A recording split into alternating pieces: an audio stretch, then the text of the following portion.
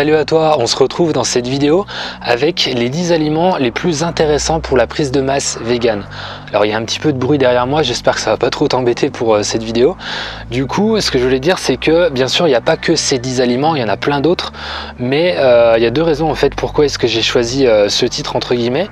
C'est que déjà c'est les 10 que je juge personnellement les plus intéressants et dont je voulais parler en priorité, et aussi je voulais dire que je préfère t'en donner que 10 que tu retiennes plutôt que t'en donner 50 et que tu retiennes rien du tout. Je préfère qu'on se concentre sur 10 et que je te donne vraiment les avantages, les spécificités de chacun de ces aliments plutôt qu'une liste qui est énorme et que tu retiennes rien du tout.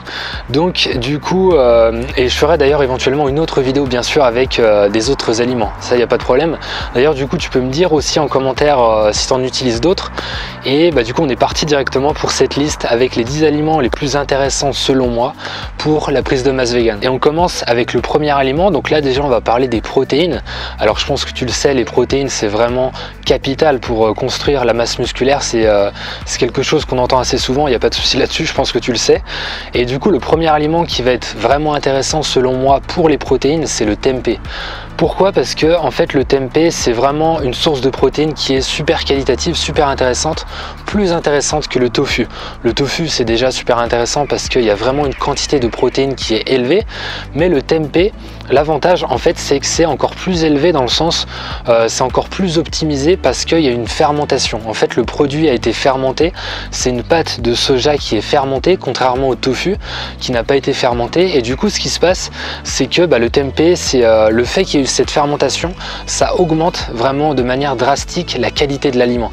La qualité des protéines va être nettement supérieure, il y a vraiment un gain vis-à-vis de ça, et aussi vis-à-vis des autres nutriments qui sont présents dans le tempeh.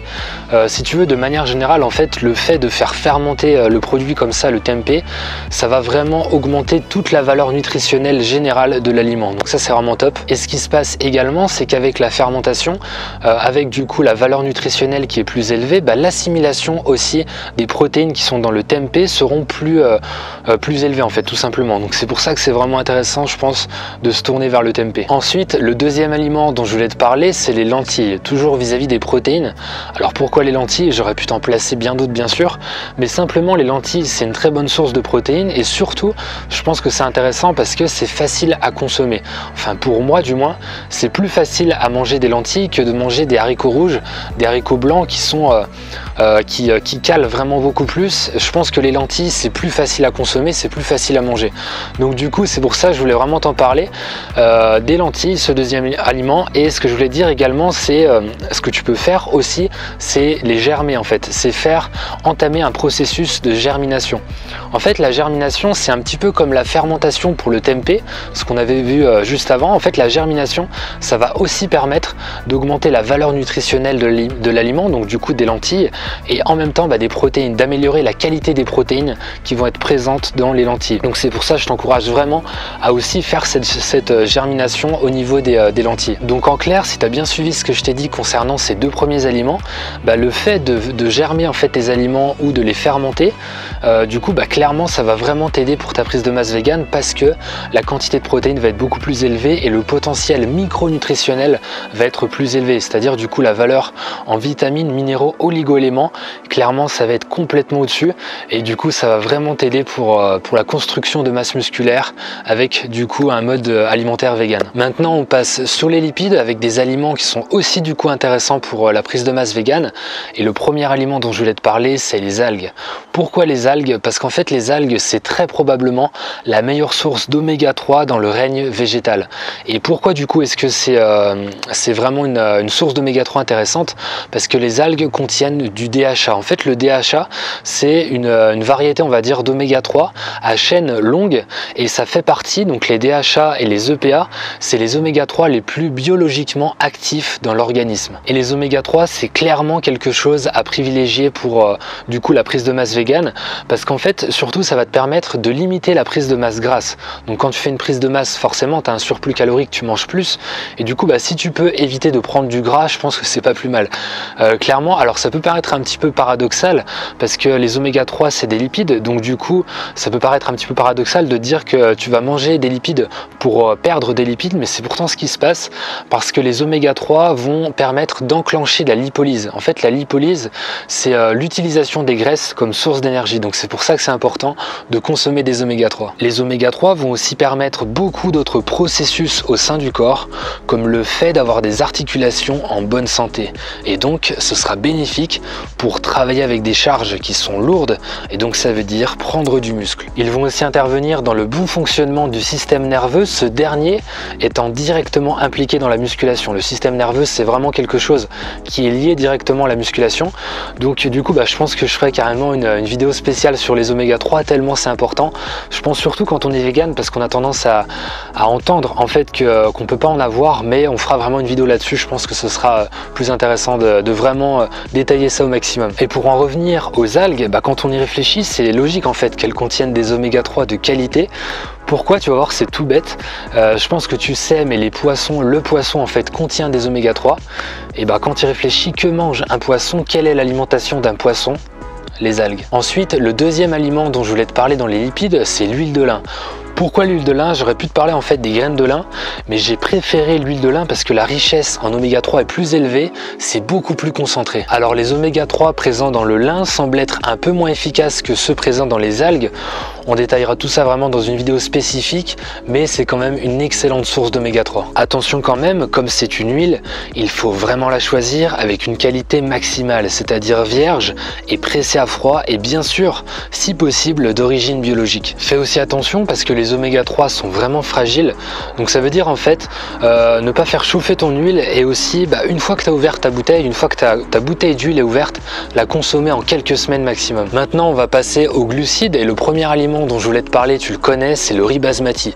Alors pourquoi je l'ai choisi? Parce qu'il coûte tout simplement pas cher et c'est vraiment une bonne source de glucides. Fais vraiment attention à consommer assez de glucides parce que ça t'apporte du glycogène. En fait, le glycogène, c'est du coup l'énergie qui va être utilisée par tes muscles pendant l'entraînement. Le deuxième aliment dans la catégorie des glucides, c'est les patates douces. Alors là, je voulais t'en parler parce que c'est une bonne source de glucides, et aussi surtout parce que l'index glycémique est plus faible que celui de la pomme de terre. En fait, l'index glycémique, c'est le taux de sucre présent dans ton sang, et c'est mieux de privilégier des aliments avec des index glycémiques qui sont plus faibles, hormis à un moment précis, ça va être autour de l'entraînement. Et c'est pour cette raison que l'aliment que je vais te recommander de consommer autour de l'entraînement, c'est les dattes. Les dattes ont un index glycémique qui est vraiment élevé, du coup avant l'entraînement, en manger avant l'entraînement, ça va te donner de l'énergie pour ta séance, et après l'entraînement, ça va te permettre de reformer en fait les stocks de glycogène qui ont été vidés durant ta séance. On va maintenant passer aux aliments qui sont plus ou moins riches en micronutriments, c'est-à-dire du coup en vitamines, minéraux, oligo-éléments, et le premier aliment dont je voulais te parler ici, c'est la levure maltée. La levure maltée, c'est une excellente source de fer, mais aussi de protéines.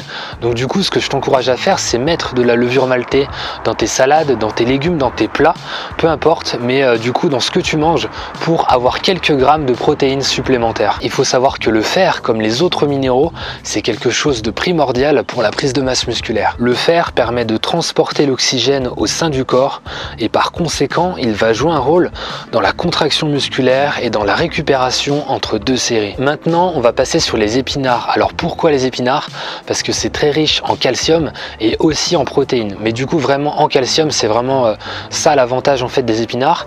Il y a aussi d'autres nutriments bien sûr, mais en fait, ce qui se passe, c'est que le calcium, on a tendance à dire qu'on peut pas en consommer assez en tant que vegan, mais c'est pas du tout un problème en fait. Si on consomme justement ces aliments qui sont riches en calcium, comme les épinards. Le calcium joue un rôle important dans la force parce qu'il permet une bonne transmission nerveuse, et un système nerveux qui fonctionne bien est à l'origine d'une augmentation du nombre de répétitions, de séries, et du coup te permettre en même temps de soulever plus lourd. Le dixième et dernier aliment dont je voulais te parler, c'est le miso. Alors j'en parle assez souvent, mais le miso, c'est vraiment un aliment qui est ultra intéressant, ultra efficace au niveau du système immunitaire parce qu'il contient des antioxydants et des probiotiques. Et ça va considérablement t'aider à ne pas tomber malade. Et du coup, ce qui se passe, c'est que ça va t'aider à progresser parce que tu vas moins tomber malade, tu vas t'entraîner plus souvent, et donc tu vas faciliter la prise de masse. On a fini avec ces 10 aliments, je vais te les remettre mettre à l'écran.